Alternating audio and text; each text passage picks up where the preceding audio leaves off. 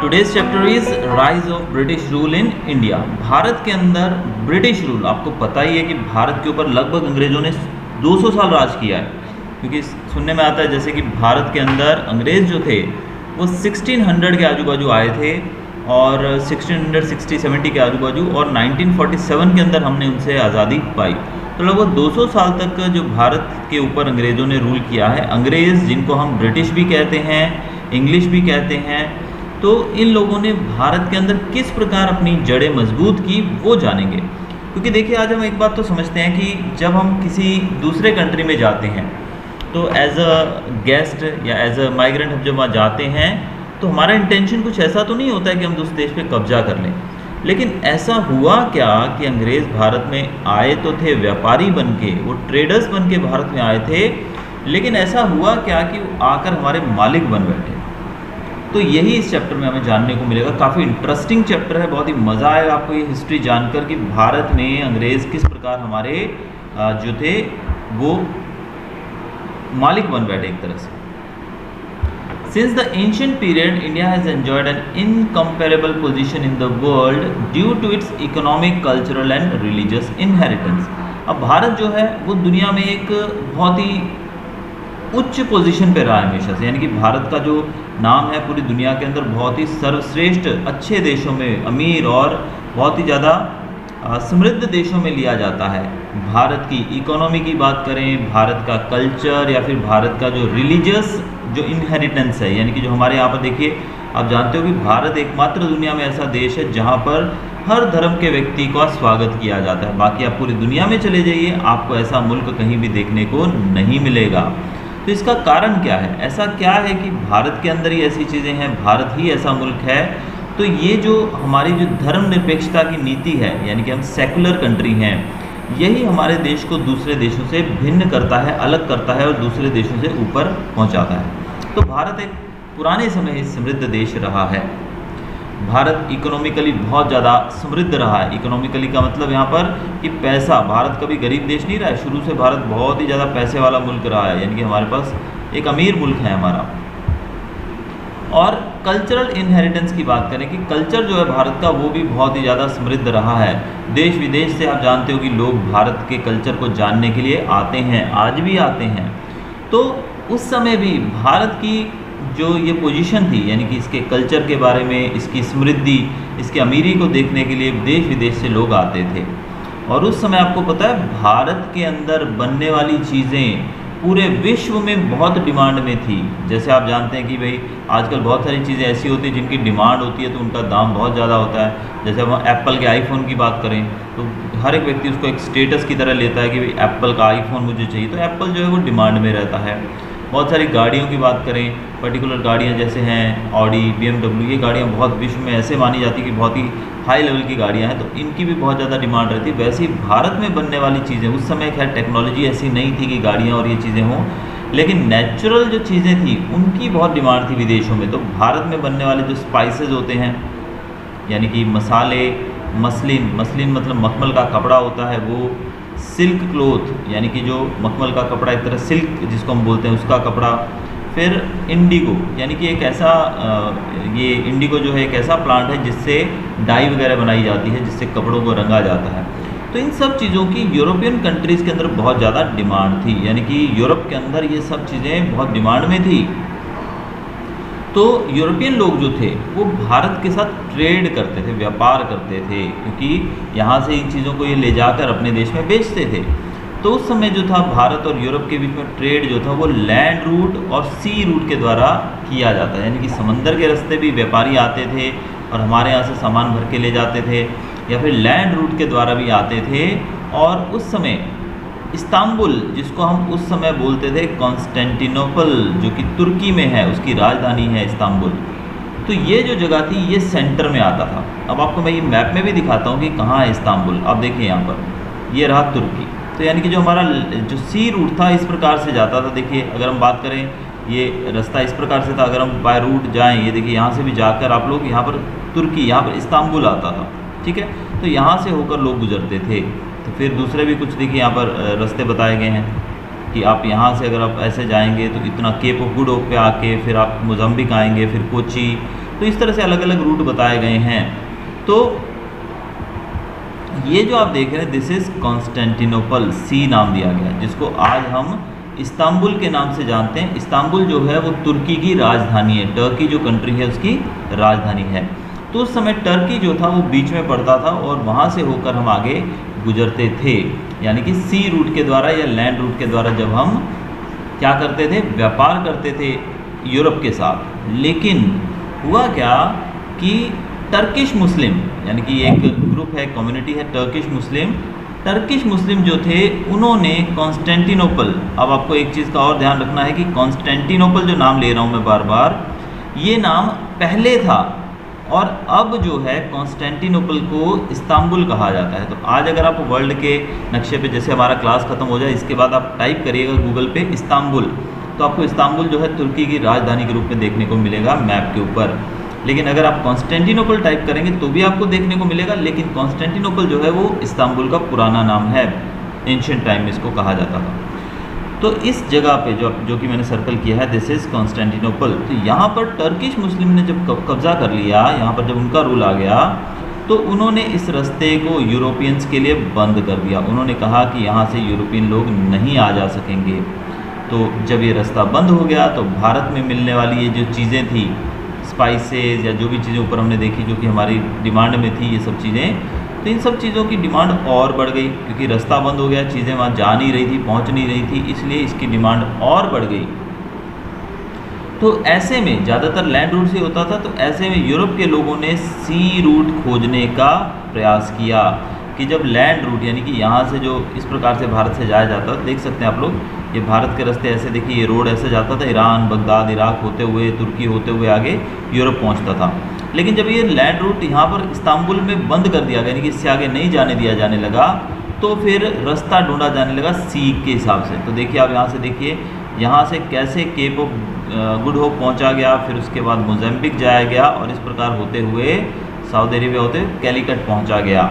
तो ये किसने ऐसा किया उसके बारे में हम जानते हैं। तो यानी कि डिस्कवरी जो थी सी रूट की, उसकी ज़रूरत क्यों पड़ी हमें, क्योंकि हमारे यहाँ की जो डिमांड में जो चीज़ें थी वो विदेशों में और ज़्यादा उसकी डिमांड बढ़ गई जब इस्तांबुल का रास्ता बंद हो गया।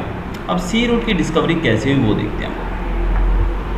अब पोर्टुगीज़, यानी कि पोर्टुगल जो कंट्री है उसके राजा जो थे जिनका नाम था प्रिंस हेनरी, उन्होंने कुछ सी, जो लोग जो सी में जाते हैं उनको क्या सेलर्स बोलते हैं, सेलर्स सॉरी, तो सेलर्स की मदद से उन्होंने लोगों को कहा कि तुम जाओ और जाकर एक सी रूट खोजो।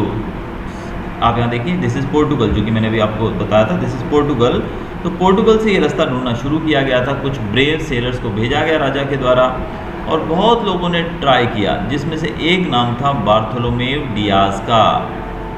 अब बार्थोलोमेव डियाज जो थे वो व्यक्ति थे जिन्होंने केप ऑफ गुड होप तक का रास्ता ढूंढा। यानी कि अब एक्चुअल में उस समय टेक्नोलॉजी फॉरवर्ड नहीं थी, कोई सैटेलाइट नहीं होता था, गूगल मैप्स नहीं होते थे कि हमने बस क्लिक किया गूगल मैप के ऊपर और सीधा हम इंडिया पहुंच गए। उस समय ये सब तो था नहीं। तो क्या किया जाता था उस समय? उस समय सी रूट के द्वारा कोशिश की जाती थी कि किसी तरीके से मतलब रास्ता ढूंढ लिया जाए। तो इसी कोशिश में बार्थोलोमेव डियाज जो थे, जो कि कहाँ से शुरू किया था, उन्होंने पोर्टुगल से अपना यात्रा शुरू की और सीधा वो पहुँचे Cape of good Hope South Africa में। तो वो यहाँ पर पहुँच गए थे भाई। तो आपको ये क्वेश्चन आता है, who discovered Cape of good Hope? तो आंसर आएगा बार्थोलोमेव डियाज। ये भी क्वेश्चन आ सकता है कि बार्थोलोमेव डियाज जो थे उन्होंने क्या डिस्कवर किया था? तो आंसर आएगा cape of good hope with the economic assistance from the king of Spain. अब स्पेन के जो राजा थे उन्होंने फाइनेंशियल सपोर्ट किया, यानी कि उन्होंने पैसे दिए और सेलर्स जो थे जिनमें नाम लिया गया है क्रिस्टोफर कोलंबस, ये नाम बहुत फेमस है, आप जीके में बहुत बार पढ़ा होगा बचपन से आपने। क्रिस्टोफर कोलंबस जो थे उन्होंने अपना एडवेंचर यानी कि यात्रा शुरू की नया सी रूट ढूंढने की। उनको नया सी रूट खोजने की जिम्मेदारी दी गई और उन्होंने इसको ढूंढने के लिए प्रयास शुरू कर दिया। और 1492 की बात है, उस समय ये एक आइलैंड पे पहुंचे, यानी कि ढूंढ रहे थे। किसकी बात कर रहे हैं? हम बात कर रहे हैं क्रिस्टोफर कोलंबस की। ये रास्ता ढूंढ रहे थे और ये रास्ता ढूंढते ढूंढते एक आइलैंड पे पहुंच गए और वो आइलैंड जो है उसको वेस्ट इंडीज़ कहा जाता है। हम देखते हैं यहाँ पर, अगर मैप में हमको दिख जाए तो नहीं, यहाँ पर हमारे पास नहीं है। तो अगर आप मैप में आप जानते हैं, क्रिकेट देखते हैं, फुटबॉल वगैरह देखते हैं, तो आपको पता होगा वेस्ट इंडीज़। तो वेस्ट इंडीज़ जो थी उसकी खोज की थी क्रिस्टोफर कोलंबस ने, और ये वेस्ट इंडीज़ जो है ये अटलांटिक ओशन में है। Columbus, who had believed throughout his life that he had discovered a new sea route to India, had actually discovered a new land. अब जो क्रिस्टोफर कोलंबस थे वो वेस्ट इंडीज़ पहुंच गए थे, तो उनको क्या लगा, उनको ऐसा लगा कि उन्होंने इंडिया का रास्ता खोज दिया है, यानी कि वेस्ट इंडीज़ को वो अपने जीवन भर इंडिया समझते रहे। उनको लगा कि मैंने इंडिया का रास्ता ढूंढ दिया है, लेकिन एक्चुअल में उन्होंने एक नया लैंड खोजा था, एक नया आइलैंड खोजा था, और इसका नाम था West Indies. Since this classification was made by Amerigo Vespucci, this new land began to be known as America. और अमेरिगो वेस्पुकी नामक एक और सेलर थे, उन्होंने ये क्लैरिफाई किया, जैसे कि नाम यहाँ पर दिया गया अमेरिगो, तो इन्हीं के नाम से आइलैंड का नाम पड़ गया अमेरिका। तो आज जब अमेरिका आप देखते हैं, वो अमेरिका जो है वो किसके नाम पे उसका नाम पड़ा है अमेरिका? अमेरिगो वेस्पुकी के नाम पे। तो ये वो व्यक्ति थे जिन्होंने अमेरिका को अपना नाम दिया है। The Portuguese sailor Vasco da Gama discover the sea route to India. तो हमने ये तो देख लिया कि भाई केप ऑफ गुड होप खोज दिया गया, अमेरिका मिल गया, फिर हमने देखा वेस्ट इंडीज़ मिल गया, लेकिन भाई जो चीज़ ढूंढने निकले थे वो तो मिली नहीं अभी तक। हम ढूंढने क्या निकले थे? अंग्रेज़ ढूंढने निकले थे वो भारत के लिए एक रास्ता, यानी कि सी रूट टू इंडिया। तो ऐसा करने में जो व्यक्ति सफल रहे वो थे पोर्टुगीज सेलर, जिनका नाम था वास्को ड गामा। इस नाम से भी आप परिचित होंगे, आपने बहुत बार इसको जीके में पढ़ा होगा। तो वास्को ड गामा जो थे उन्होंने 1498 में भारत का रास्ता जो था सी रूट खोज निकाला। वो कहाँ पहुँचे थे सबसे पहले भारत में? वो कैलीकट पहुँचे थे रास्ते भारत में, और with the help of Indian seller he was welcomed by the king Zamorin. उस समय भारत के ऊपर जो राजा रूल कर रहे थे वो थे उस समय किंग जैमोरिन। तो जब वास्को ड गामा यहाँ से आप देखिए किस प्रकार से केप ऑफ गुड होप से होते हुए आगे ये कैलीकट पहुँचे। तो जब यहाँ पर पहुँचे वास्को ड गामा, तो उस समय जो यहाँ पर रूलर थे हमारे वो थे जैमोरिन। उन्होंने इनका स्वागत किया और इनको परमिशन दी कि आप हमारे यहाँ पे बिजनेस कर सकते हैं। तो ये जो इवेंट मानी गई है भारत की खोज की, इस इवेंट को सबसे ज़्यादा एक खास इवेंट के रूप में माना जाता है इंडियन नहीं वर्ल्ड हिस्ट्री के अंदर, कि अगर यहाँ पर वास्को ड गामा ने ये खोजा नहीं होता तो शायद आज हिस्ट्री के अंदर हम ये चीज़ें न पढ़ते और एक अलग ही नज़र होती, एक अलग ही मतलब हमारी जो हिस्ट्री है डिफरेंट तरह की होती। तो इस प्रकार से रास्ता खोज लिया गया था इंडिया के लिए।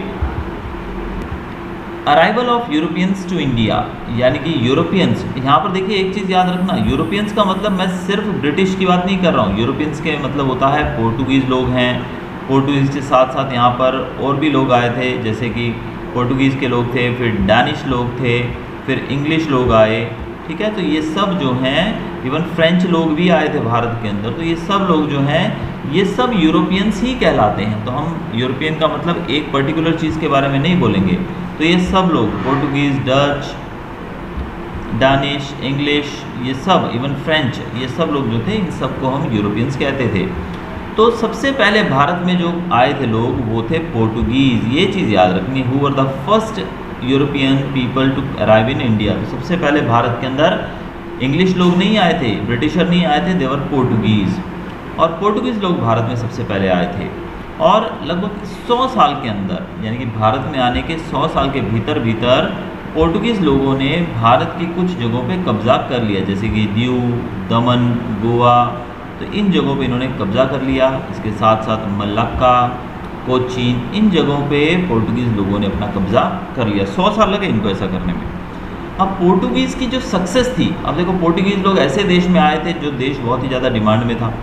तो यहाँ पर आने के बाद जो दूसरे यूरोपियन कंट्रीज़ थे उनके भी मुंह में पानी आने लगा कि भाई पोर्टुगीज़ लोग इतना कमा रहे हैं, इतना ज़्यादा ये लोग भारत में जो कर रहे हैं ट्रेड, बहुत ज़्यादा ये तो मतलब सफल हो रहे हैं, बहुत ज़्यादा इनको पैसा मिल रहा है। तो उन लोगों ने भी भारत में ट्रेड करने का प्लान बनाया। तो पोर्टुगीज़ के बाद भारत में डच लोग आए, डच के बाद डेनमार्क के लोग, जिनको डैनिश कहा जाता है, दानिश लोग आए ट्रेड के लिए।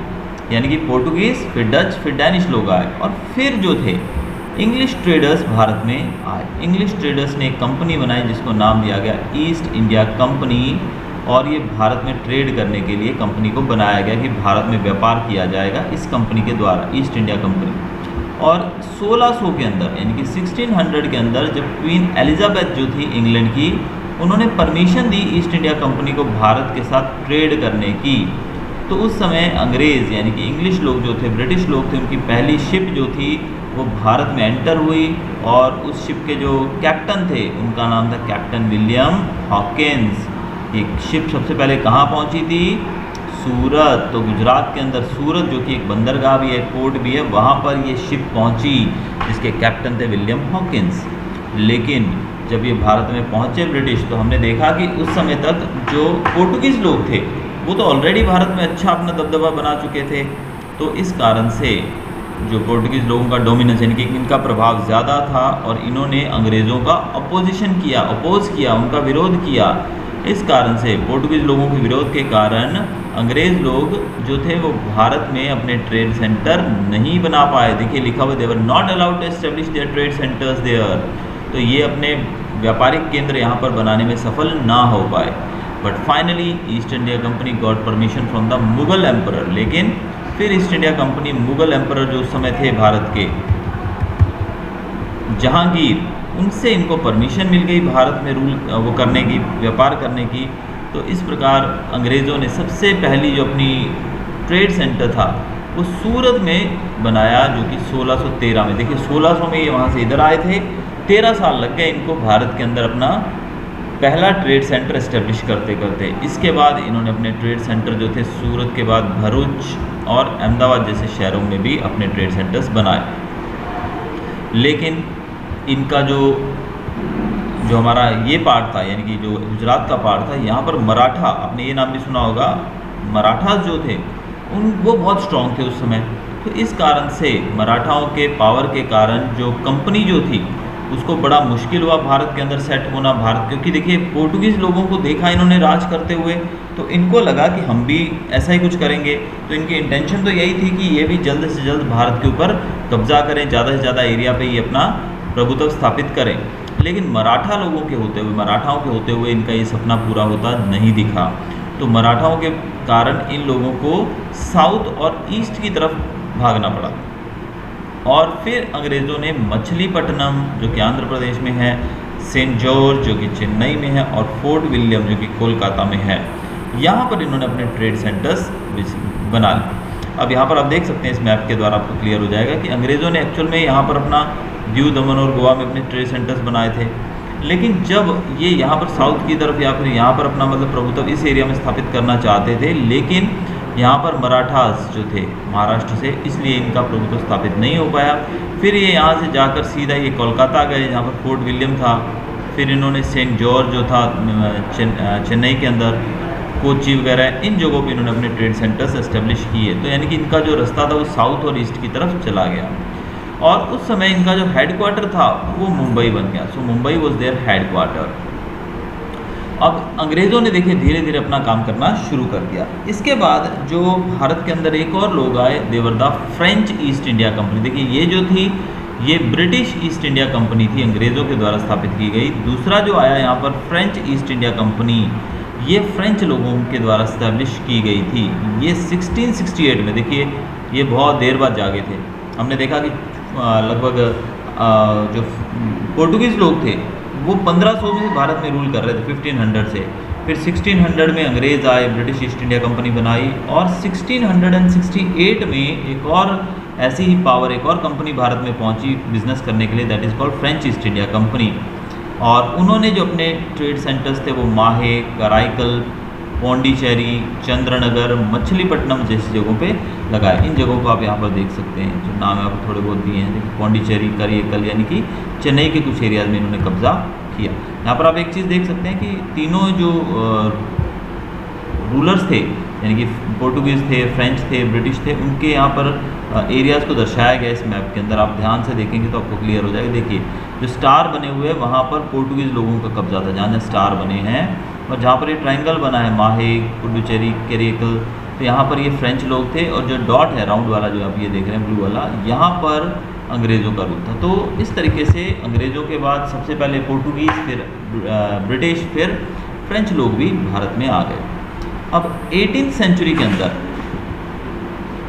18th सेंचुरी यानी कि 1668 के बाद यानी कि 1700 की बात करें, उसके बाद अंग्रेज़ यानी कि ब्रिटिश लोग और दूसरी तरफ फ्रेंच, इंग्लिश और फ्रेंच लोग जो थे वो बिज़ी हो गए। क्या करने में बिज़ी हो गए?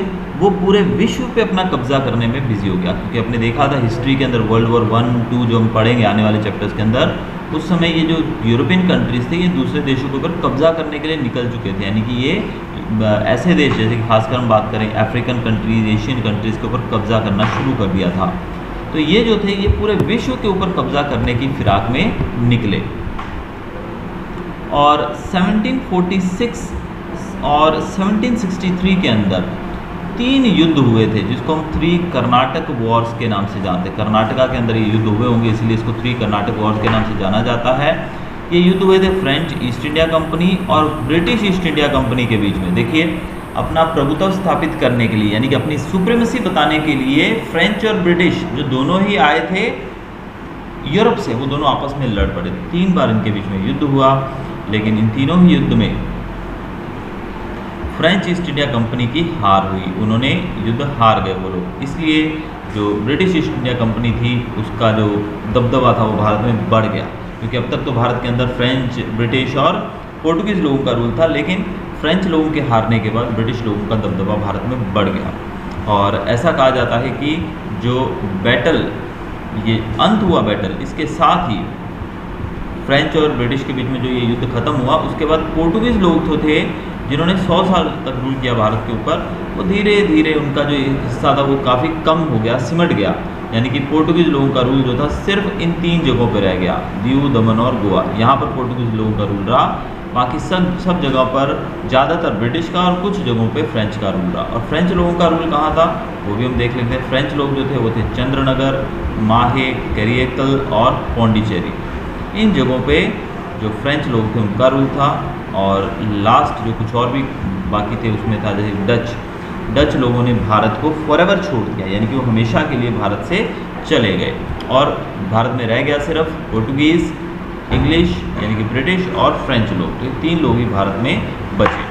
अब बैटल ऑफ प्लासी के बारे में हम फटाफट से जान लेते हैं, जो कि काफ़ी इंटरेस्टिंग और काफ़ी इम्पॉर्टेंट बैटल रही है हिस्ट्री के अंदर, बैटल ऑफ प्लासी। तो सब बच्चे बस एक स्टोरी की तरह इसको याद रखेंगे। यहाँ पे आपको कुछ भी ऐसा नहीं है कि आपको इसको पढ़ना पड़ेगा। सिंपल मैं एक लैंग्वेज में आपको समझा रहा हूँ, आपको सिर्फ वो चीज़ याद रखनी है जो मैं बताता जा रहा हूँ। देखिए पहला कैरेक्टर है इसमें सिराजुद्दौला। सिराजुद्दौला जो थे वो बंगाल के राजा थे, बंगाल के नवाब थे। और वो बहुत ज़्यादा, उनका नेचर ऐसा था कि दूसरे राजाओं के साथ लड़ाई झगड़े उनके आजू बाजू में चलते रहते थे। इसी कारण से आजू बाजू के लोग जो थे, जो राजा थे दूसरे नियर बाय स्टेट्स के, वो उनके दुश्मन थे। तो उस समय ब्रिटिश ईस्ट इंडिया कंपनी जो थी उन्होंने एक फोर्ट्रेस यानी कि एक किला बनाया। कहाँ बनाया किला ने इन्होंने? कोलकाता के अंदर इन्होंने एक किला बनाया जो कि ट्रेड सेंटर भी था। यानी कि उन्होंने कहा कि हम यहाँ पर ट्रेड सेंटर बना रहे हैं, और ट्रेड सेंटर यानी कि व्यापार केंद्र बनाया और उसके चारों तरफ फोर्ट बना दिए। फोर्ट मतलब होता है किला, ऊंची ऊंची दीवारें बना देते हैं जो। तो ऐसा इन्होंने कर दिया। और इन्होंने, चलिए ट्रेड सेंटर तो ठीक है, लेकिन फोर्ट, किला क्यों बनाया? तो किला बनाया उन्होंने सिक्योरिटी रीज़न से। अंग्रेज़ों का मानना था कि भाई हमारा ये जो फोर्ट है, ये जो है ट्रेड सेंटर, ये सिक्योर रहे, सेफ रहे, इसलिए हमने इसके चारों तरफ फोर्ट्रेस बना दिया है। लेकिन फोर्ट्रेस बनाने से पहले इन्होंने नवाब से परमिशन नहीं ली थी। अब भाई आप सिराजुद्दौला यानी कि जो नवाब थे बंगाल के, उनके राज्य में जाके आप बना रहे हैं ट्रेड सेंटर, और ट्रेड सेंटर के बाद आपने उसके चारों तरफ आपने उसके फोर्ट, किला बना दिया, और वो भी परमिशन नहीं ली। तो ये बात तो किसी को भी हजम नहीं होगी। तो ऐसे में सिराजुद्दौला जो थे उन्होंने ऑर्डर दिया और इस फोर्ट्रेस को डिस्ट्रॉय कर दिया। फोर्ट्रेस मतलब उस किले को क्या किया? डिस्ट्रॉय कर दिया। यानी कि अंग्रेज़ों का नुकसान किया सिराजुद्दौला ने। तो इससे अंग्रेज़ गुस्सा हो गए।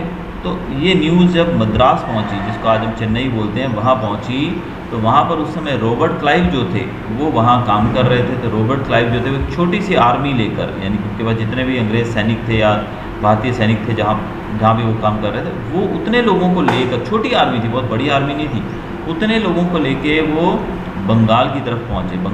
बंगाल मतलब कोलकाता पहुँचे, ताकि वो कोलकाता के ट्रेड सेंटर के लोगों की मदद कर सके, जो कि अंग्रेज़ों का ही था। अब ईस्ट इंडिया कंपनी जो थी उनकी आर्मी स्ट्रॉन्ग थी, क्योंकि आप जानते हैं अंग्रेज़ यानी कि वो जो कंट्रीज़ हैं यूरोपियन कंट्रीज़, वो हमसे टेक्नोलॉजी में बहुत आगे हैं, पहले भी थे और आज भी हैं और आगे भी लगभग रहने ही वाले हैं वो लोग, क्योंकि फॉरवर्ड कंट्रीज़ है काफ़ी।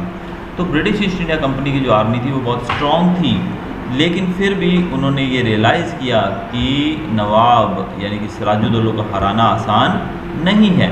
इसलिए रॉबर्ट क्लाइव ने क्या किया, रॉबर्ट क्लाइव ने एक साजिश रची, एक कॉन्स्पिरेसी की, एक साजिश रची और एक प्लान बनाया ताकि वो नवाब को हरा सके। अब देखिए साजिश की गई, क्या साजिश हुई, उस समय नवाब की आर्मी का जो कमांडर इन चीफ था जिसका नाम था मीर जाफ़र, अंग्रेज़ों ने मीर जाफ़र और सेठ अमीचंद जो थे वो भी इनकी आर्मी के ही मतलब व्यक्ति थे, कोई उच्च पोस्ट पे जो थे, तो इन्होंने रॉबर्ट क्लाइव ने मीर जाफ़र और सेठ अमीचंद को मतलब अपने साथ मिला लिया, यानी कि इनको लालच दे दिया होगा कुछ, इनको लालच देकर इन्होंने अपने साथ मिला लिया।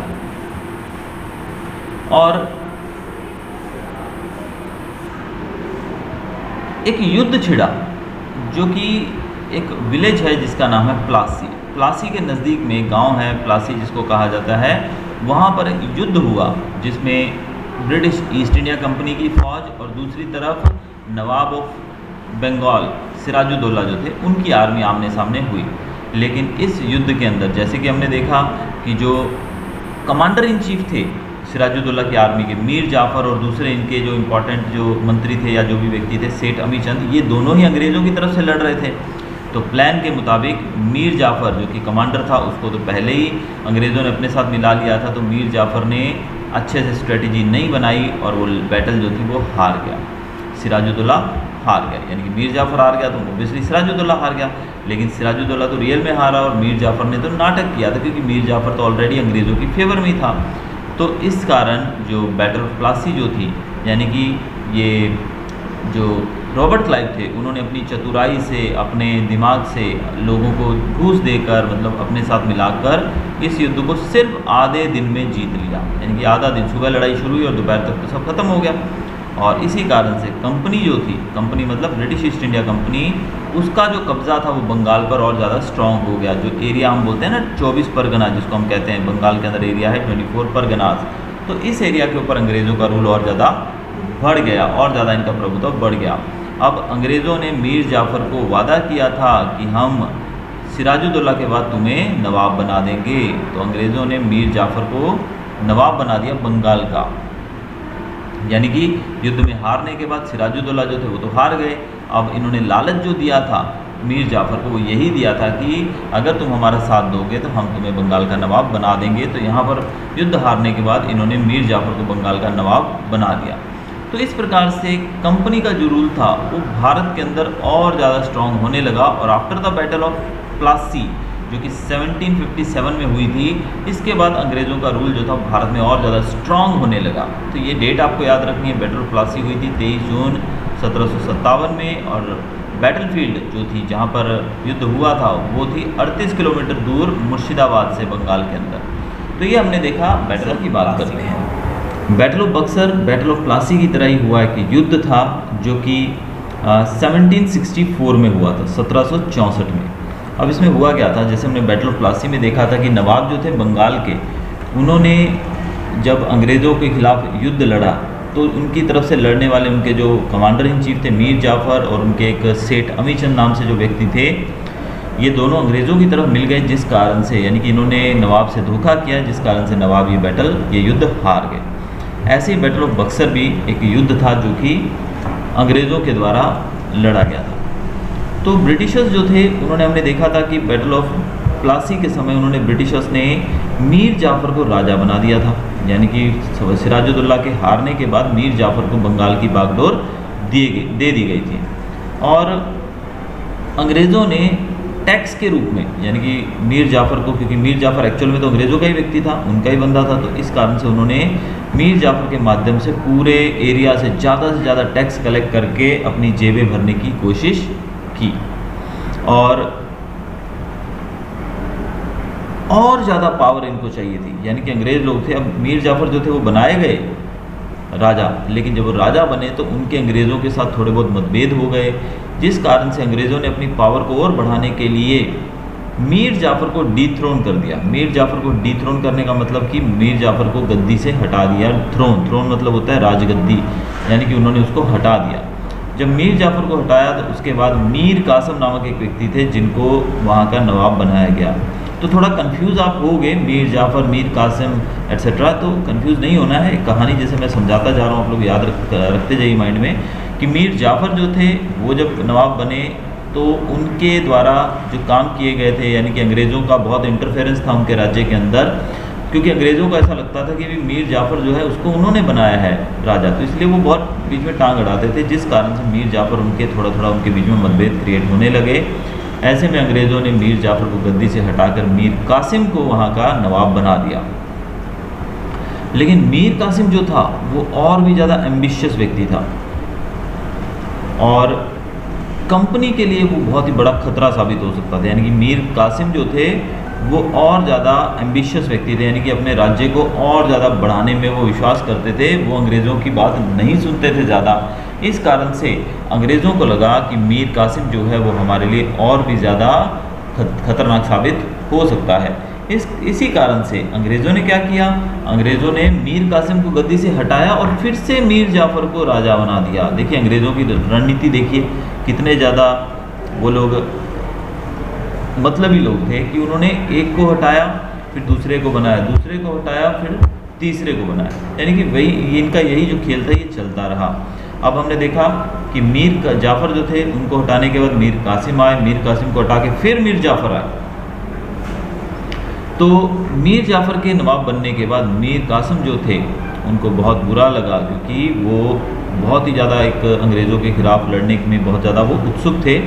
ऐसे में वो अपने राज्य बंगाल से जाकर उन्होंने अवध नामक जो रियासत थी, अवध में उन्होंने शरण ली। रेफ्यूज का मतलब होता है शरण लेना, यानी कि जब बंगाल के ऊपर मीर कासिम का कब्ज़ा ख़त्म कर दिया गया अंग्रेज़ों के द्वारा और मीर जाफ़र को राजा बनाया गया, तो मीर कासिम जो थे वो राज्य छोड़कर वहाँ से चले गए और अवध के नवाब के साथ जाकर मिले और वहाँ पर उन्होंने शरण ली। जब वो वहाँ पर गए उस समय वहाँ पर मुग़ल एम्परर शाह आलम, यानी कि मुग़ल शहनशाह जो थे जिनका नाम था शाह आलम, वो भी वहाँ पर अवेलेबल थे।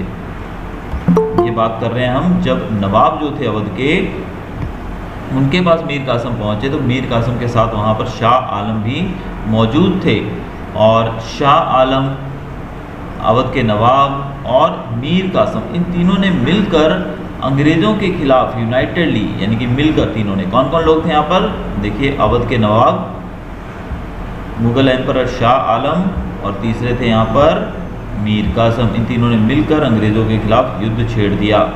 और ये युद्ध हुआ था बक्सर में।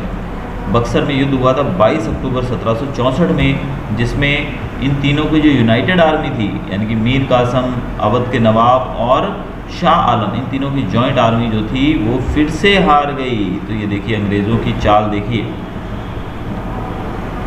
कि किस प्रकार से युद्ध जो था तीन लोग मिलकर एक के खिलाफ लड़ रहे हैं तो भी जीत नहीं पाए। तो यहाँ पर हारने के बाद जो बंगाल था वो पूरे का पूरा ही अंग्रेज़ों की झोली में चला गया और वहाँ से दीवानी राइट्स का मतलब होता है टैक्स कलेक्ट करने का जो अधिकार था वो सीधा अंग्रेज़ों के पास चला गया। उस समय बंगाल की बात करें तो बंगाल छोटा राज्य नहीं था, जैसे आप आज देखते हैं ना वेस्ट बंगाल उतना नहीं था उस समय। बंगाल के अंदर बंगाल, बिहार और उड़ीसा, इन तीनों को मिलाकर जो पूरा एरिया था वो बंगाल में आता था। तो इस कारण से जो अंग्रेज़ थे वो इतने बड़े राज्य पे अपना कब्जा कर बहुत ही खुश थे और उनको टैक्स कलेक्ट करने का भी अधिकार वहाँ से मिल गया था।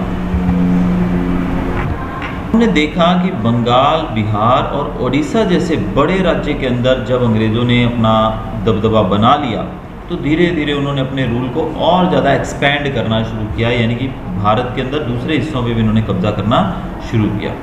इसके मुताबिक अंग्रेज़ सरकार ने एक एक्ट पास किया गया 1773 के अंदर, यानी कि कानून बनाया 1773 के अंदर, जिसके मुताबिक बंगाल का गवर्नर जो है उसको गवर्नर जनरल बनाया गया, यानी कि है तो वो गवर्नर ऑफ बंगाल लेकिन उसको पूरे भारत का गवर्नर जनरल बनाया गया, जो कि सारे अंग्रेज़ों के द्वारा किए गए ट्रेड एक्टिविटीज़ या फिर पॉलिटिकल एक्टिविटीज़ जो थी उसको कंट्रोल करेगा।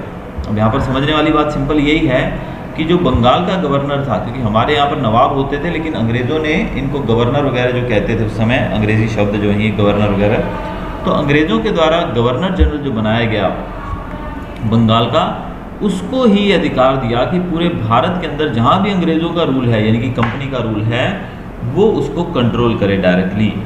तो मुंबई मद्रास जो थे, the Mumbai Madras governor and his council were brought under him. हम जानते हैं उस समय अंग्रेज़ों का रूल सब जगह पर नहीं था।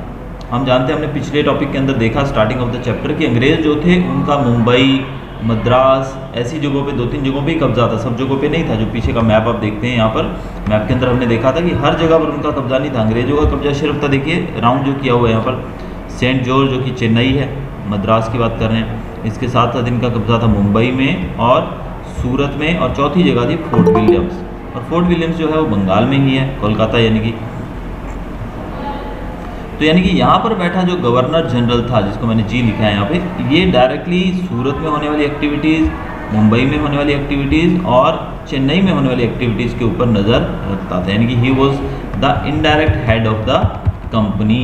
तो ये अंग्रेज़ों ने मतलब पूरा सिस्टम ऐसा बनाया ताकि सब लोग एक ही जगह पर आ जाएं, यानी कि सब एक ही व्यक्ति के कंट्रोल में आ जाए। Thus Warren Hasting became the first governor general of India.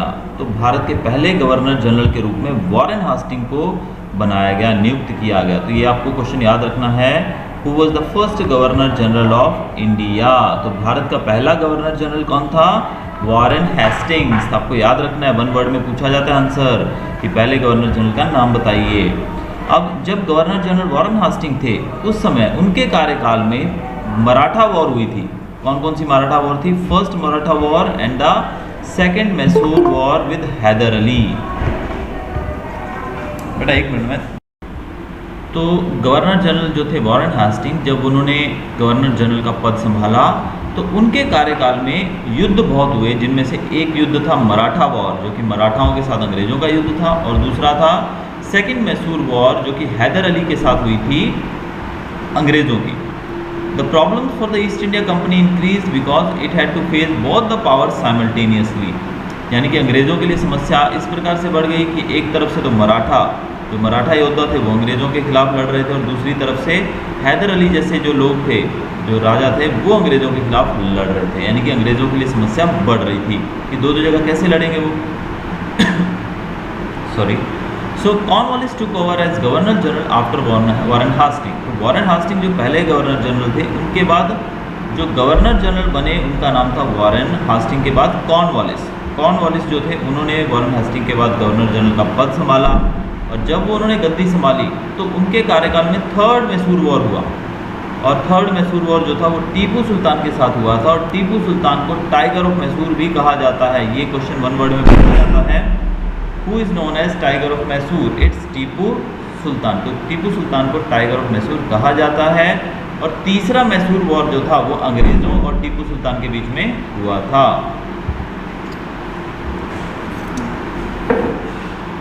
तो कॉर्नवालिस के गवर्नर जनरल का पद संभालते ही एक और युद्ध हुआ, जिसको थर्ड मैसूर वॉर के नाम से हम जानते हैं, जिसमें उन्होंने टीपू सुल्तान के साथ लड़ाई लड़ी। टीपू सुल्तान, जिनको हम टाइगर ऑफ मैसूर भी कहते हैं। अब इनसे लड़ने के लिए the company had to join hands with Marathas and the निजाम।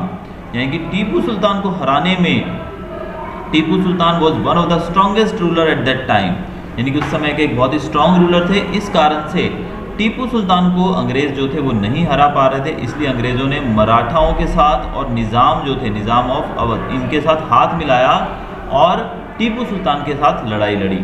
तो इन तीनों ने मिलकर टीपू सुल्तान को हराया, क्योंकि अब ऑब्वियसली बात है कि अंग्रेज़ों की आर्मी वैसे भी बहुत ज़्यादा एडवांस थी, बहुत ज़्यादा फॉरवर्ड थी, बहुत ज़्यादा वो तकनीकी रूप से राइफल्स यानी कि आधुनिक हथियारों से वो लैस थी, और इसके बावजूद उनको हेल्प लेनी पड़ी मराठाओं से और निज़ाम से टीपू सुल्तान को हराने के लिए। तो टीपू सुल्तान अंत में इन तीनों की जॉइंट आर्मी से हार गए, और उनको अंग्रेज़ों के द्वारा जो भी शर्तें लागू की गई थी, ट्रीटी शब्द यूज़ किया जाता है एक एग्रीमेंट के लिए, यानी कि जब कोई हार जाता है, कोई जीत जाता है, तो उसके ऊपर एक एग्रीमेंट बनाया जाता है कि भाई तुम्हारा राज्य मेरा हुआ, या फिर अब ये शर्तें तुम्हें मेरी माननी पड़ेंगी। तो ऐसी ट्रीटी यहाँ पर उनको माननी पड़ी। After Cornwallis sir John sure became the governor general. तो आप देखिएगा पहले हमारे थे वारन हास्टिंग, फिर कॉर्नवालिस और उनके बाद सर जॉन शॉर जो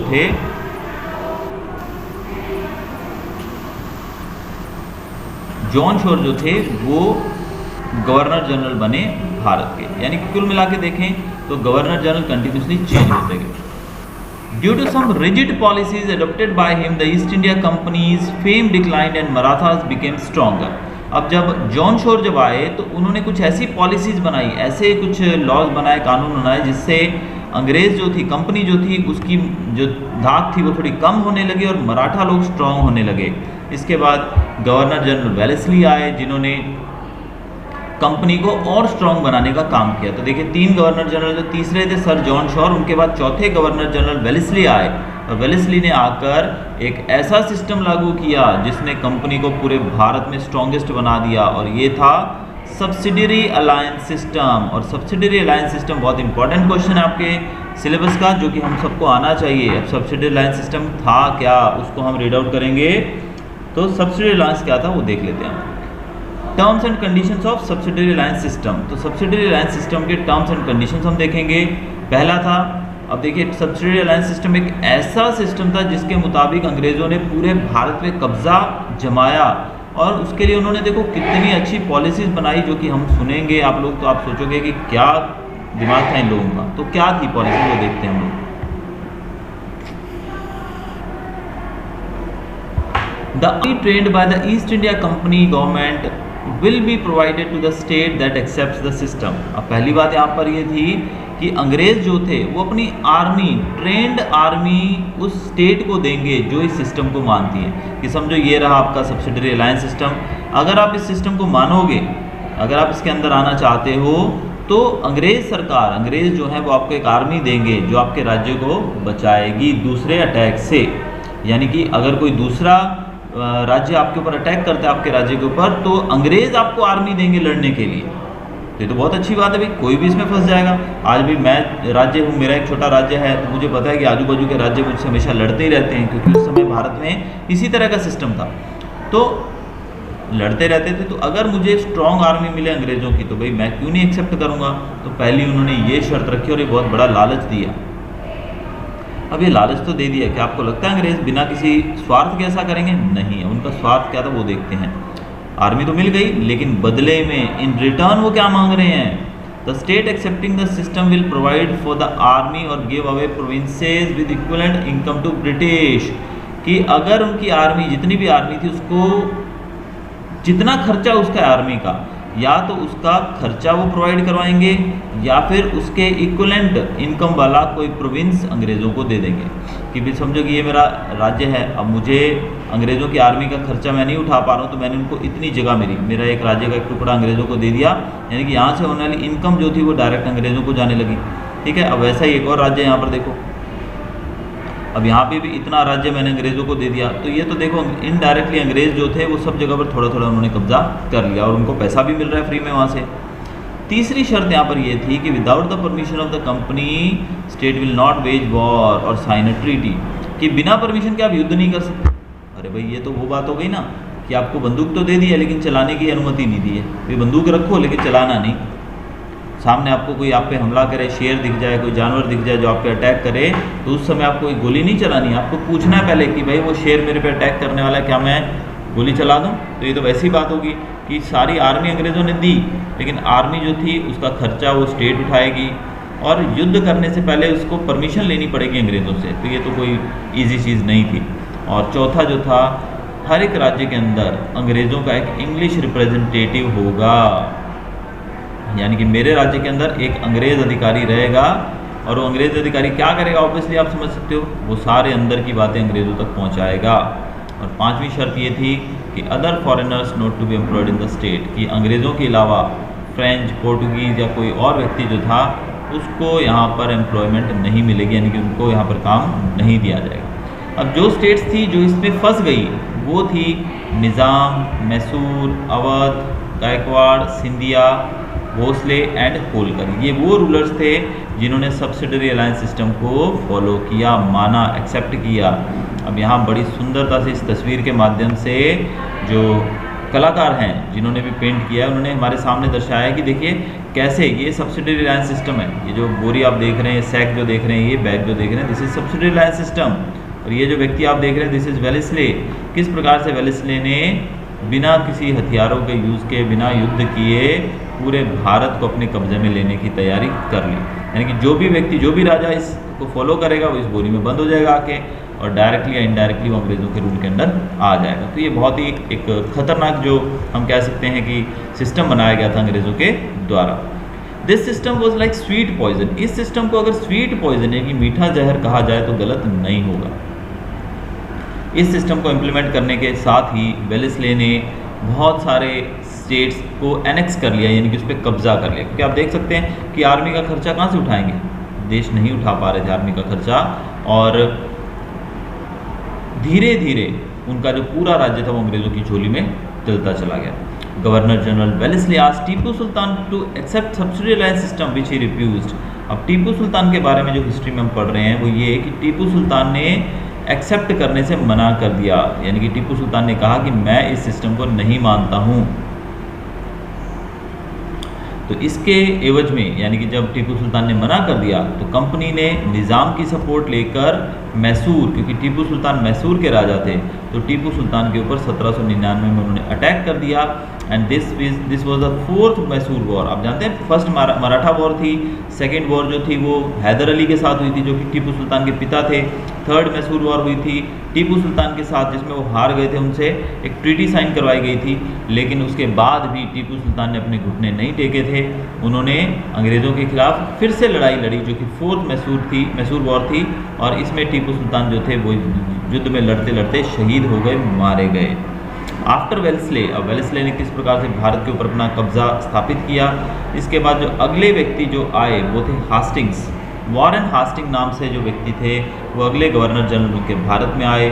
उनके आने के बाद उन्होंने नेपाल के साथ लड़ाई लड़ी, और नेपाल के साथ साथ गुरखाज, नेपाल के जो लोग हैं ना जिनको गुरखा कहते हैं हम लोग, तो गुरखा लोगों को अपनी आर्मी में ज्वाइन करवाया। फिर हास्टिंग ने पिंधारास के साथ लड़ाई लड़ी और उनके एरिया पे कब्जा कर लिया। और with the third Maratha war the supremacy of the company was established. फिर थर्ड मराठा वॉर हुई जिसके बाद कंपनी का रूल जो था पूरे भारत में और स्ट्रॉन्ग बनकर उभर आया। In comparison to the earlier governor generals, William Bentinck is known as liberal governor general. ये क्वेश्चन आप याद रखिएगा, विलियम बेंटिक के बारे में क्वेश्चन आएगा, who is known as liberal governor general. तो लिबरल गवर्नर जनरल जो थे उनका नाम था विलियम बेंटिक। तो विलियम बेंटिक को लिबरल गवर्नर जनरल कहा जाता है क्योंकि बेंटिक मानते थे कि अगर पब्लिक जो है वो डिससेटिस्फाइड रहेगी, यानी कि आम जनता, प्रजा जिसको हम कहते हैं, किसी भी राजा की जो प्रजा है, अगर वो डिससेटिस्फाइड रहेगी तो ऐसे देश के अंदर राजा जो है वो ज़्यादा समय तक रूल नहीं कर सकता है।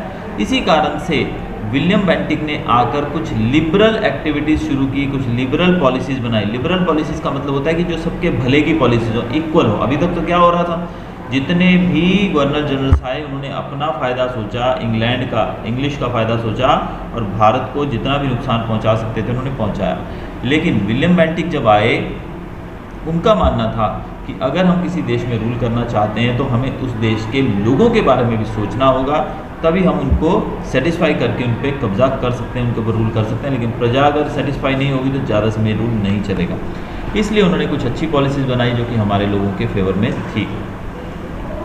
Dalhousie came to India as the governor general in 1848। इसके बाद 1848 में भारत के अंदर 1848, देखिए बहुत पुरानी बात है, 1848 में डलहौजी नाम से जो थे वो व्यक्ति भारत में आए गवर्नर जनरल बन के, और वो एक इम्पेरियलिस्ट थे, यानी कि उनको क्या था, उनको जल्दी से जल्दी दूसरे देशों पे कब्जा करना था, हर एक स्टेट पे कब्जा करना था। तो डलहौजी ने पॉलिसी ऑफ एनेक्सेशन अपनाया। पॉलिसी ऑफ एनेक्सेशन के द्वारा उन्होंने भारत के ऊपर जो राज्य अभी भी भारत के मतलब उनके कब्जे में नहीं थे अंग्रेज़ों के, उन पे भी धीरे धीरे कब्जा करना शुरू किया। तो काफ़ी राज्य तो थे जो हमने देखा कि वेलेस्ले की जो पॉलिसी थी उसके द्वारा अंग्रेज़ों ने सब्सिडी अलायंस के द्वारा छीन लिए थे हमसे, लेकिन अभी भी काफ़ी ऐसे राज्य थे जो उनके रूल से बाहर थे, क्योंकि भारत बहुत बड़ा मुल्क है, आपको पता है। लगभग भारत के अंदर 562 के करीब रियासतें थी जो सिर्फ भारत में बात कर रहे हैं, जो पाकिस्तान में गई हैं उनको नहीं गिना हमने, तो भारत में सिर्फ 562 रियासतें थी।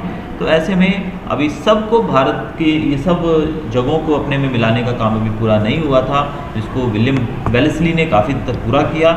लेकिन बचे कुचे राज्य जो थे उसको डलहौजी ने आके एक और पॉलिसी अपनाई जिसको कहा जाता है policy of annexation. Policy of annexation क्या है, इसमें देखिए पहला रूल उन्होंने अपनाया एनेक्सेशन बाय वॉर, यानी कि ये जो राज्य आप देख रहे हैं इन राज्यों को उन्होंने युद्ध के द्वारा अपने राज्य में मिला लिया, यानी कि इन पे युद्ध करके जीत पाए।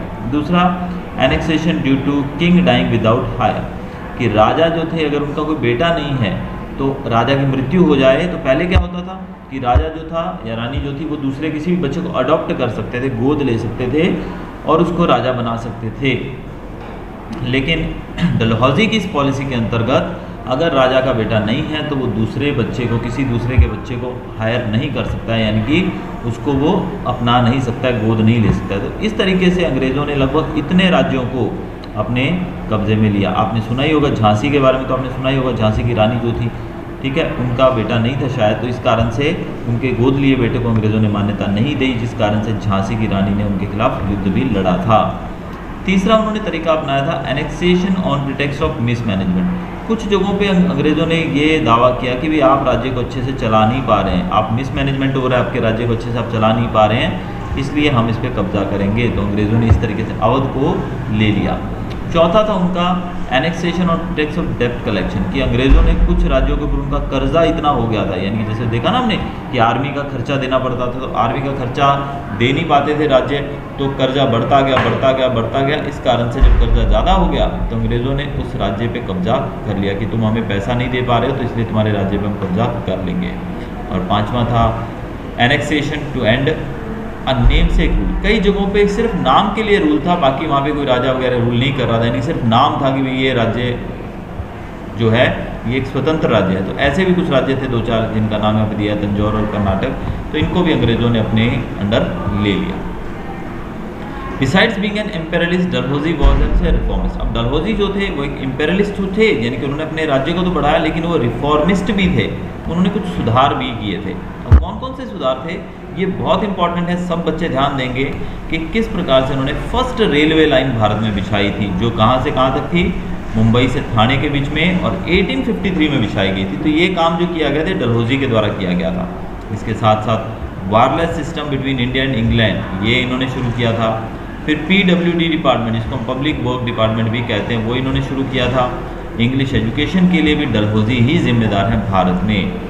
तो ये सब कार्य जो कि अच्छे काम थे जिन्होंने भारत की प्रगति में बहुत ज़्यादा भूमिका निभाई, जिसको हम आज भी उपयोग कर रहे हैं रेलवे लाइन, क्योंकि आपको पता है हमारा रेलवे नेटवर्क जो है दुनिया में सबसे बड़ा रेलवे नेटवर्क है। इसके साथ साथ इन्होंने चाइल्ड मैरिज को बैन किया। चाइल्ड मैरिज यानी कि हमारा कल्चर कैसा था, छोटे छोटे बच्चों की शादी हो जाती थी पैदा होती, तो वो सब चीज़ें बैन की।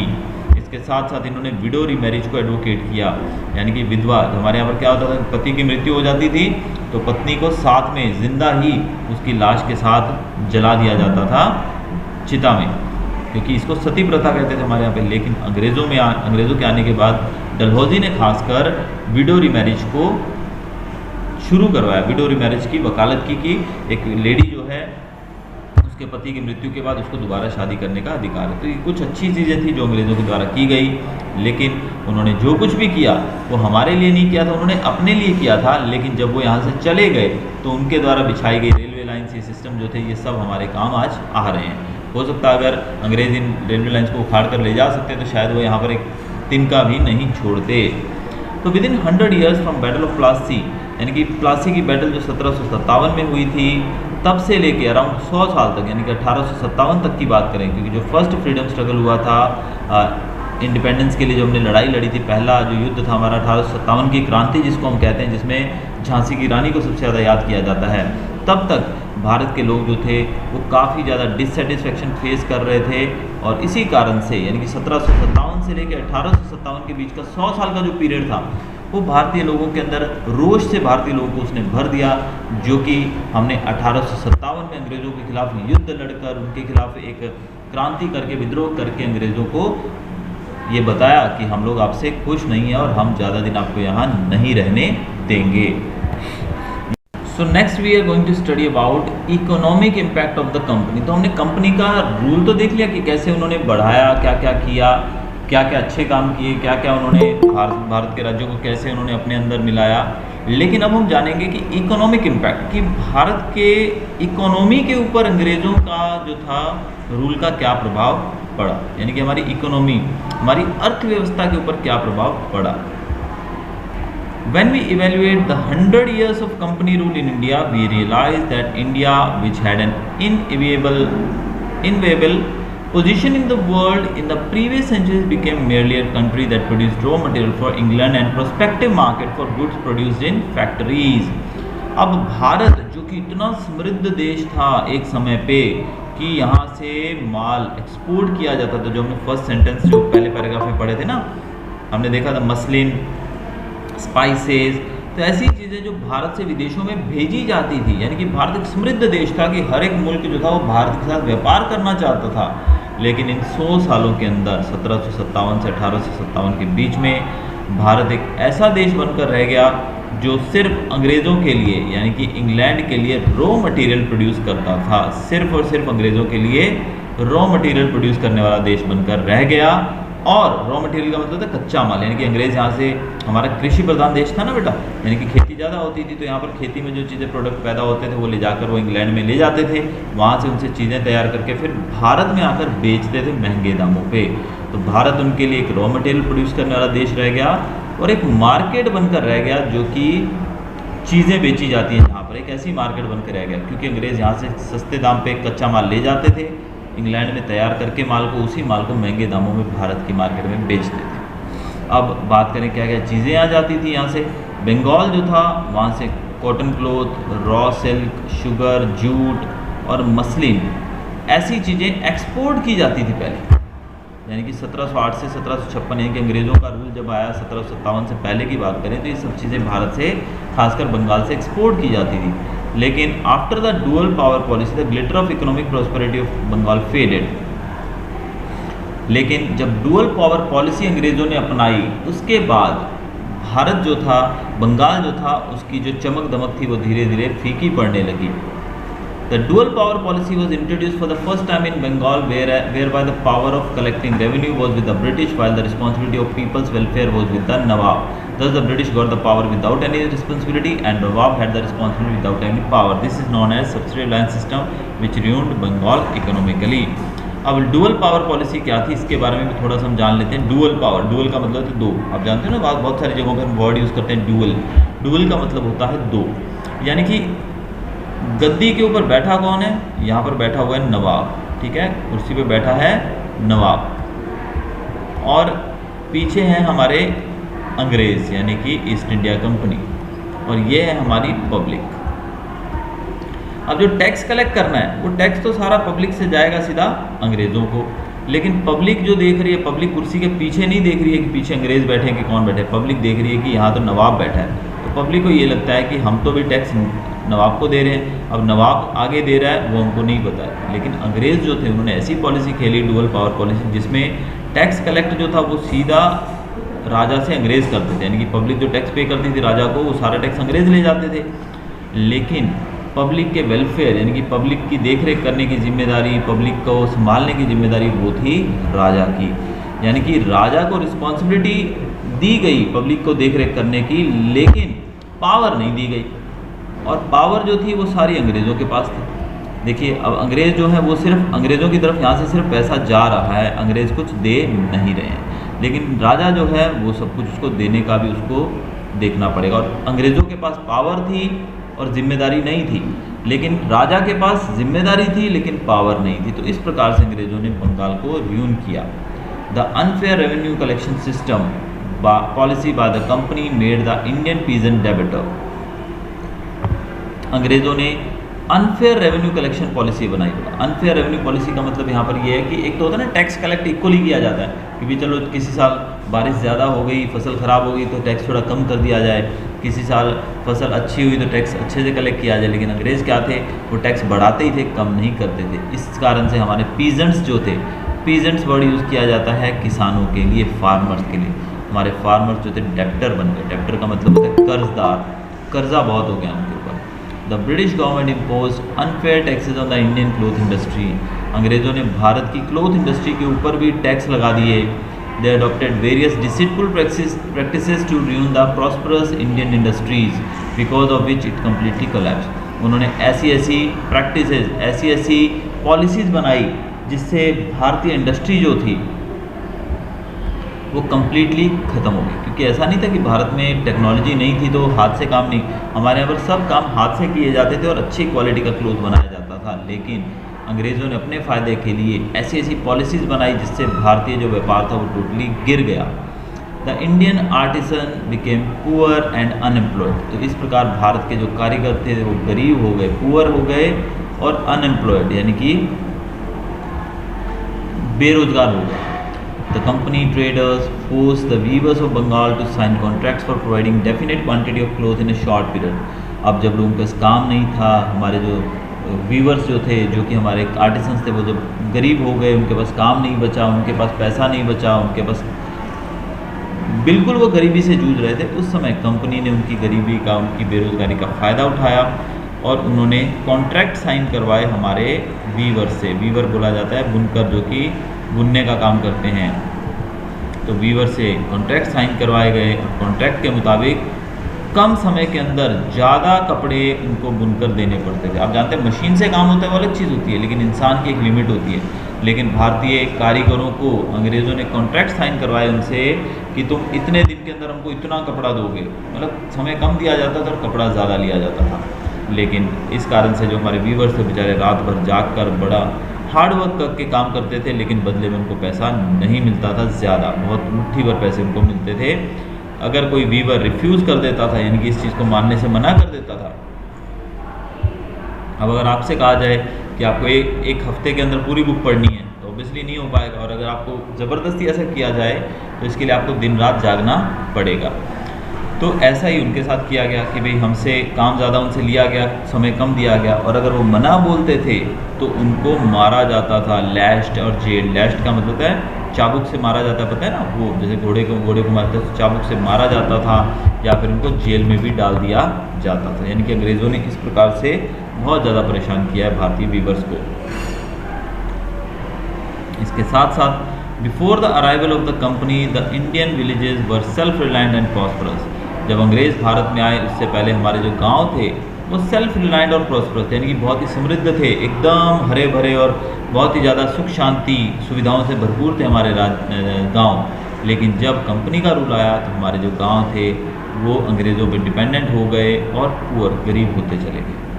During the rule of the East India Company, the first railway line between Thane and Mumbai and steamer service between India and England was started, and development of ports in Mumbai, Madras and Kolkata also took place. तो अंग्रेज़ों के rule के under में भारत में पहली railway line बिछाई गई, मुंबई थाने के बीच में स्टीमर सर्विस शुरू की गई इंडिया से इंग्लैंड की, और पोर्ट्स बनाए गए मुंबई, मद्रास और कोलकाता जैसी जगहों पे। तो ये सब उन्होंने हमारे लिए तो किया नहीं भाई।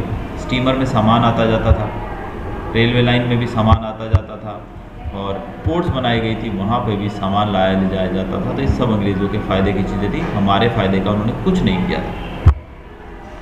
तो ये हमने देखा इकोनॉमिक इम्पैक्ट के बारे में। तो यानी कि हमारे बिजनेस पे, हमारी अर्थव्यवस्था पे किस प्रकार से अंग्रेज़ों ने कुंडली मार कर इसको एकदम समाप्त कर दिया। सोशल इम्पैक्ट की बात करेंगे। सोशल इम्पैक्ट मतलब हमारे सामाजिक जीवन के ऊपर क्या प्रभाव पड़ा, यानी कि हमारे समाज के ऊपर इसका क्या प्रभाव पड़ा वो देखेंगे यहाँ। जब अंग्रेज़ भारत में आए उनकी एडमिनिस्ट्रेशन के दौरान भारतीय लोगों को freedom of speech and thought develop, यानी कि भारतीय लोगों के अंदर फ्रीडम ऑफ स्पीच, क्योंकि अंग्रेज़ जो थे वो एक डेमोक्रेटिक कंट्री थे एक तरह से देखे तो, यानी कि उस समय वो भले वहाँ पे रानी भी थी, क्वीन भी थी, लेकिन फिर भी वो कंट्रीज़ के अंदर फ्रीडम ऑफ स्पीच और ऐसी चीज़ें दी जाती थी, लोगों को राइट्स दिए जाते थे। तो ये डेवलपमेंट हमारे अंदर हुआ कि लोगों के अंदर फ्रीडम ऑफ स्पीच जो थी ये डेवलप हुई, और इसके लिए जो थी जिम्मेदार थी वो थी न्यूज़पेपर्स का बनना। यानी कि अब तक भारत में न्यूज़पेपर्स वगैरह नहीं आते थे, लेकिन अंग्रेज़ों ने आके यहाँ पर न्यूज़पेपर का सिस्टम शुरू किया, और न्यूज़पेपर के माध्यम से लोगों को हर एक चीज़ पता लगने लगी, उसको पढ़कर उसके अंदर चीज़ें छपती हैं, और आज़ादी से, आपको पता है फ्रीडम ऑफ प्रेस होता है। फ्रीडम ऑफ प्रेस मतलब न्यूज़पेपर के अंदर आप कुछ भी छाप सकते हो, आपके पास पुख्ता उसकी जानकारी होनी चाहिए, आपको किसी की परमिशन नहीं लेनी है। In the Indian society certain wrong social custom, उस समय भारत की सोसाइटी के अंदर कुछ खराब हमारी एक्टिविटीज़, यानी कि हम बोल सकते हैं कि हमारे रीति रिवाज ऐसे भी थे जो ठीक नहीं थे, ऐसे परंपराएं थी जो ठीक नहीं थी, जैसे कि सती प्रथा, female infanticide, child marriage etcetera. Sati प्रथा आपको बताया मैंने क्या होता है, सती सिस्टम, कि जब पति की मृत्यु हो जाए तो पत्नी को चिता के अंदर जला दिया जाता है जिंदा, दैट इज सती प्रथा। फीमेल इन्फेंटिसाइड मतलब जब बेटी पैदा होती थी तो उसको मार दिया जाता था तुरंत, क्योंकि बेटियों को बोझ समझा जाता था। चाइल्ड मैरिज, छोटे बच्चों की शादी कर दी जाती थी। सब सिस्टम जो थे वो खराब थे हमारे समाज के अंदर। तो राजा राम मोहन राय, दुर्गाराम मेहता, बहराम जी मलबारी, इन लोगों ने ऐसे कानून पास करवाए। ये सब भारतीय लोग थे जिन्होंने ऐसे ऐसे कानून पास करवाए ब्रिटिशर्स की मदद से, ताकि इनको बैन किया जा सके। तो ये सब कानून जो थे, ये सब जो हमारे सिस्टम थे, इनको बैन कर दिया गया। इसमें हमारे राजा राम मोहन राय, दुर्गाराम मेहता और बहराम जी मलबारी जैसे लोगों की बहुत ज़्यादा योगदान इसमें शामिल था। तो अंग्रेज़ों ने ये काम अच्छा किया था। As a administrative framework in India was anglicised. तो उस समय जो भारत का जो एडमिनिस्ट्रेटिव वर्क था, यानी कि जो भी एडमिनिस्ट्रेशन का काम होता है, वो सब काम जो था वो इंग्लिश में होता था। अब इंग्लिश में होने के कारण, क्योंकि अंग्रेज़ जो थे उनको हिंदी आती नहीं थी और बाकी हमारी रीजनल भाषाएं नहीं आती थी, इसलिए अंग्रेज़ों ने हम लोगों को संभालने वाले, यानी कि जो एडमिनिस्ट्रेशन करने वाले जो लोग थे वो थे अंग्रेज़। तो अंग्रेज़ लोग जो थे वो इंग्लिश जानते थे, इसलिए इंग्लिश एजुकेशन जो थी वो भारत में इम्पार्ट की जाने लगी, यानी कि इंग्लिश एजुकेशन लोगों को ज़्यादा दी जाने लगी। इसका रीज़न ये नहीं था कि अंग्रेज़ हमको पढ़ाना चाहते थे, अंग्रेज़ चाहते थे कि भारतीय लोग अगर इंग्लिश जानेंगे तो वो उनके नीचे काम कर सकते हैं। अब जो एडमिनिस्ट्रेटिव वर्क थे, बड़े बड़े पोस्ट पे अफसर जो होते थे वो अंग्रेज़ थे।